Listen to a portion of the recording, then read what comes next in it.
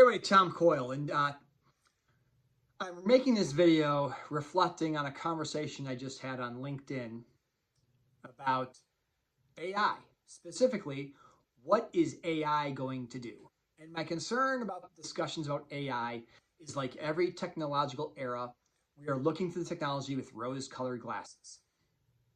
The post in question, the gentleman said, AI is going to be great. It's going to give more people access to wealth. They will start companies a lot easier. All stuff I agree with. But then he goes on the thing that just cannot get behind. Violent conflict is going to end because everyone's pursuing their dreams. No, not going to happen. There's this myth that people just with those be pursuing their dreams and never fight. Thousands of years of human history proves otherwise.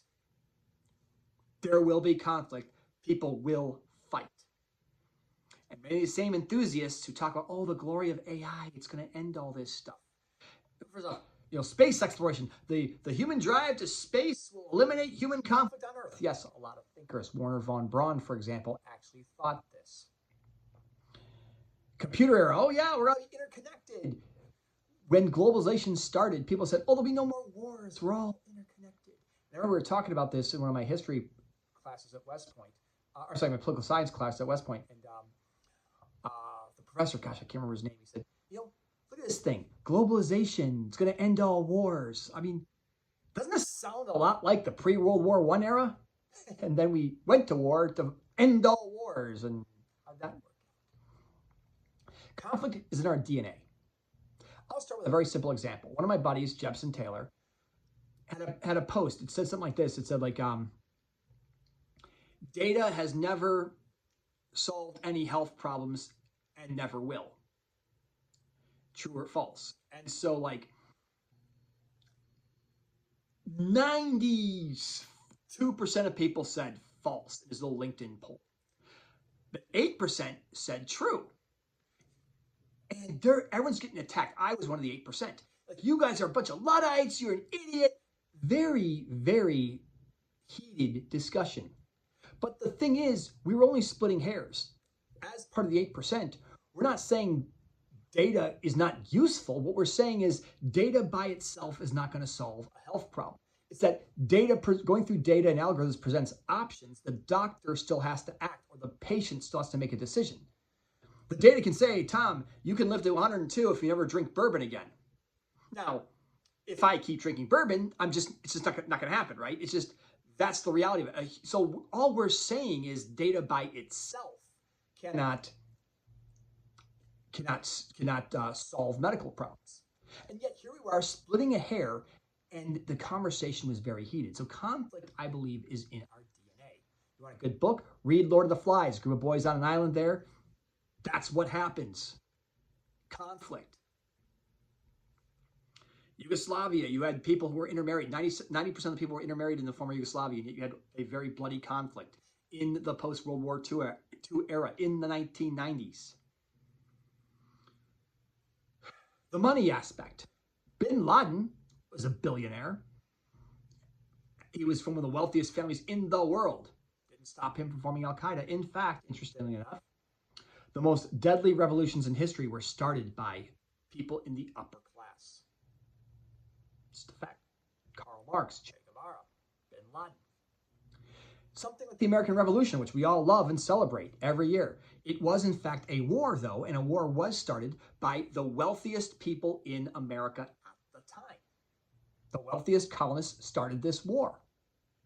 So access to money and capital doesn't mean you don't fight. World War I, all the monarchs of those countries, they all had monarchs of varying degrees of how much influence and power they had. They're all related, and yet here they all went to war to get more resources, as if the stuff they had just wasn't enough. That's what it did.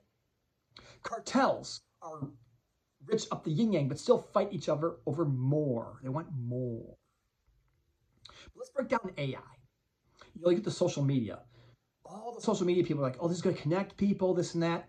And yet what did it do? It created tribalism and conflict.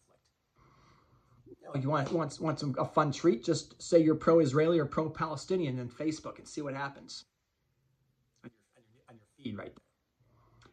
Now imagine AI feeding you more stuff or getting you to go to the protest, and then another AI is getting the other side to get that same protest. Two opposing people. Oh yeah, what could possibly go wrong there?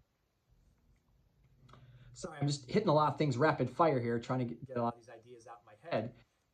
But I think it's useful to understand this. You take AI, you take modern social media, and it's just more conflict. Another book I'll reference, Jihad versus McWorld. It was set in the 1990s, written in the 1990s by Ben Barber, talks about globalization. And McWorld being the metaphor for the corporations that were supposed to bring peace, harmony, and happiness. But he uses jihad, the metaphor of those who are the forces of fragmentation against globalization. And these forces of fragmentation use the very tools of globalization to get their message across. Al-Qaeda was very much a modern movement using the tools of globalization and connectivity to spread their message and grow a movement that was worldwide. Yin and yang and everything. I won't tell you how to do it, but I've done some interesting stuff with AI that gave me some really good step-by-step instructions of how to do an attack. I fooled the AI into giving me information. I won't talk about it here. But I've talked to a few people, like my buddy Sean Olds. We've been experimenting with this stuff, and you can actually use AI to commit violence. And that's going to be at people's fingertips. And as we get more into our screens and more of the digital world and we're less personable, we start walking around, and maybe there's a feature when we put on these like AI glasses from Meta, we minimize the personalness of our contact, which means people become more otherized, which means to more conflict. So I think, yeah, you'll see a lot of robots involved in conflict, but guess what? Any conflict, whether it's armed militias, whether it's armies, there's always innocent people caught in the crossfire. We're watching that in Israel and Gaza right now in real time. Innocent people caught in the crossfire. Israel's trying to avoid killing civilians, but the bad guys hide among the civilians, and there you go. And this is where AI, I think, is going to increase civilian casualties. There's a great article about how Israel is using AI to target Hamas. So AI is finding these people they didn't otherwise find. And, oh, look, there's Abu bad guy hiding in this refugee camp. No, let's kill him. And, of course, the civilians that are also hiding there. So AI, that's another example of how AI is actually increasing death. It's a tough thing. I'd love to believe in a future that maybe AI is the technology that brings the world together. And yes, violence has been decreasing. I mean, the thing is, human history, we are in the least violent period of human history, so there are some positives. But this idea that violence is going to go away, or there aren't going to be pockets of places where the violence is just utterly terrible, that's just a naive view of history. I think one of the other things I want to close with, it's Martin Van Crevel again, Transformation of War. And what he talks about is how conflict is so much in our DNA. And it says here, it's talking about war. It says, war is life written large. Among things that move between the two poles, war alone permits and demands the commitment of all man's faculties, the highest as well as the lowest. The brutality and ruthlessness, the courage and the determination, the sheer power that strategy considers necessary for the conduct of armed conflict are at the same time its causes. Literature, art, games, and history all bear eloquent testimony to the same elemental fact. One very important way in which men can attain joy, freedom, happiness, even delirium and ecstasy is not by staying home with the wife and the family, even to the point where often enough they're only too happy to give up their nearest and dearest in favor of war. I've traveled to just shy of 100 countries, seen a lot of things. I think that's one of the most accurate statements I've ever seen in print. That's our reality. AI is not going to be some miracle that ends conflict. But I embrace AI. I love what AI is going to do in terms of researching and saving people's lives, protecting us from disease, expanding education opportunities, expanding wealth. It will do all of that, but it will not end violence. If nothing else, it will exacerbate. Thanks for sticking around. Take care.